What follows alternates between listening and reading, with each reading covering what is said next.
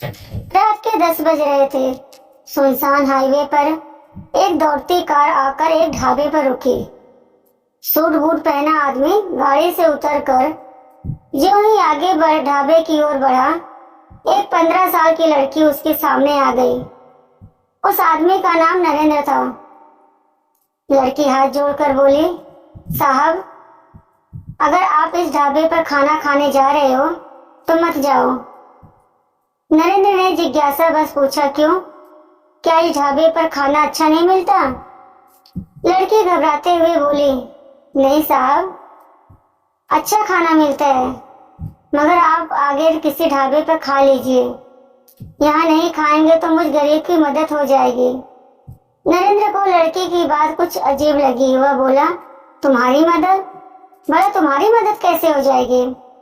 लड़की बोली, उधर देखिए साहब, ढाबे पर गुदा हुआ थोड़ा सा आटा बचा है। अगर वह नहीं बचेगा तो मेरे साथ मेरे भाई और माँ को भूखा सोना पड़ेगा। नरेंद्र जल्दबाजी में था। इन दिनों उसके हालात भी ठीक नहीं चल रहे थे। काम में बार बार घाटा हो रहा था। नया कॉन्ट्रैक्ट कोई मिल नहीं रहा था। इस कारण बुरे दिन चल रहे थे। वरना जब धंधा अच्छा चलता था तब वह ढाबे पर खाना नहीं खाता था, बड़े बड़े होटल का खाना खाता था। मगर लड़की की हालत देखकर उसने धैर्य से पूछा, बेटा, तुम लोग भूखे कैसे रह जाओगे? लड़की उदास होकर बोले, उधर हाईवे के उस पार झोपड़ी में मेरी माँ और छोटा भाई रहते हैं। मेरे पापा हमें छोड़कर दूसरी औरत के साथ भाग गए। मेरी माँ मजदूरी करके हमारा पेट भरती थी, मगर कुछ दिनों से वह बीमार है। इस प्रदेश में हमारी सहायता करने वाला कोई नहीं है और माँ चल फिर नहीं सकती। काफी दिनों से घर में खाने का सामान नहीं है। मैं उस रात के समय इस ढाबे पर चली जाती हूँ। ढाबे वाले अंकल बहुत अच्छे आदमी हैं। वह ढाबा बंद करते समय जितना भी गुदा हुआ आटा बचता है वह मुझे दे देते हैं। थोड़ी बहुत बची हुई सब्जी भी वह दे देते हैं। फिर मैं उस आटे को ले जाकर उसकी रोटियां बनाकर अपनी माँ और भाई को खिलाती हूँ। नरेंद्र ने पूछा, और जिस दिन गुदा हुआ आटा नहीं बचता उस दिन क्या करती हो? लड़की आंखों में आंसू भरकर बोली, तब हमें भूखे ही सोना पड़ता है। यह सुनकर नरेंद्र का मन भी दुखी हो गया। जबकि वह ज्यादा धार्मिक प्रवृत्ति का इंसान नहीं था, मगर इंसान तो था ही।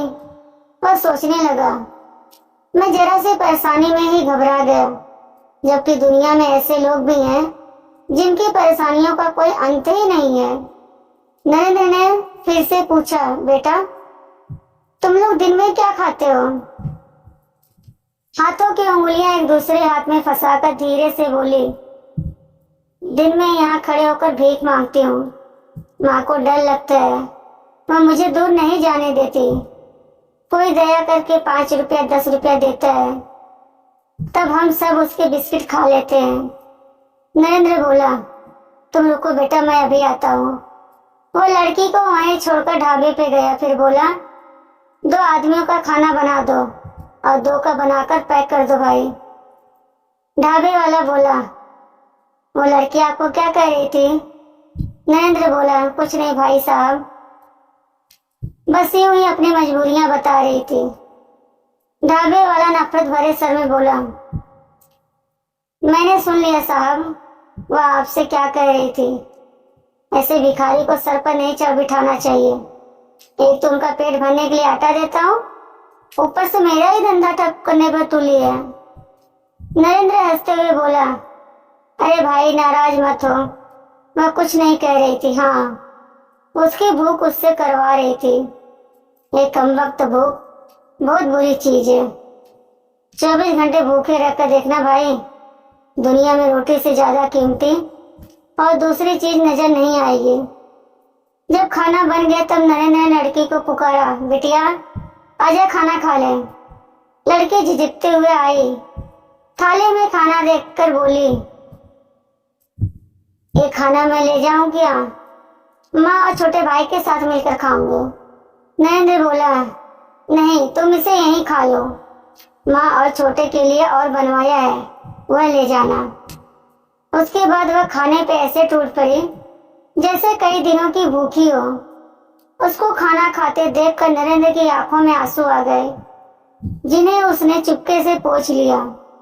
जब लड़की ने खाना खा लिया तब नरेंद्र बोला, ले बेटा, यह खाना अपने भाई और माँ के लिए ले जाना, और तुम रोज सुबह शाम यहाँ से 3 व्यक्तियों का खाना पैक करवा कर ले जाना। जब तक तुम्हारी माँ ठीक नहीं हो जाती तुम रोज ले जाना खाना। 1 महीना 2 महीना जितने दिन तुम्हारी मर्जी हो तुम यहाँ से खाना ले जा सकती हो। यहाँ तुमसे कोई पैसे नहीं मांगेगा। लड़की नरेंद्र को अजीब नजरों से देखते हुए बोली, माँ से क्या कहूँ? माँ कहती है अगर कोई तुम्हें ज्यादा लालच देने की कोशिश करे उस आदमी से दूर रहना। नरेंद्र सोच में पड़ गया, फिर बोला, माँ से कहना आज ढाबे पर मामा आया था, मैं तुम्हारा मामा हूँ तो तुम्हारी माँ का भाई हो गया ना। मेरी बहन से बोलना कि भाई के होते हुए किसी के सामने गिड़गिड़ाने की जरूरत नहीं है। फिर नरेंद्र लड़की को कुछ पैसे देते हुए बोला, इन पैसों से मम्मी का इलाज करवाना, और पैसों की जरूरत हो तो इस ढाबे वाले अंकल से ले लेना। लड़की खुश होकर चली गई। नरेंद्र ढाबे वाले को खाने के पैसे देने के बाद कुछ पैसे एडवांस दिए, फिर बोला, एक खत्म होने से पहले और पैसे तुम्हारे पास पहुंच जाएंगे। वह गाड़ी में बैठ कर अपने घर की तरफ चल पड़ा, मगर अभी कुछ दूर ही चला था उसके फोन की घंटी बजी। नरेंद्र के फोन उठाते उसका भाई बोला, भैया आते वक्त मिठाई का डब्बा ले आना, बहुत बड़ी खुशखबरी है। शहर का सबसे बड़ा सरकारी स्कूल बनाने का टेंडर हमें मिल गया। नरेंद्र को विश्वास ही नहीं हुआ कि इतना बड़ा प्रोजेक्ट उसे मिल गया। नरेंद्र ने ईश्वर को धन्यवाद देते हुए कहा, हे भगवान, तू बड़ा दयालु है।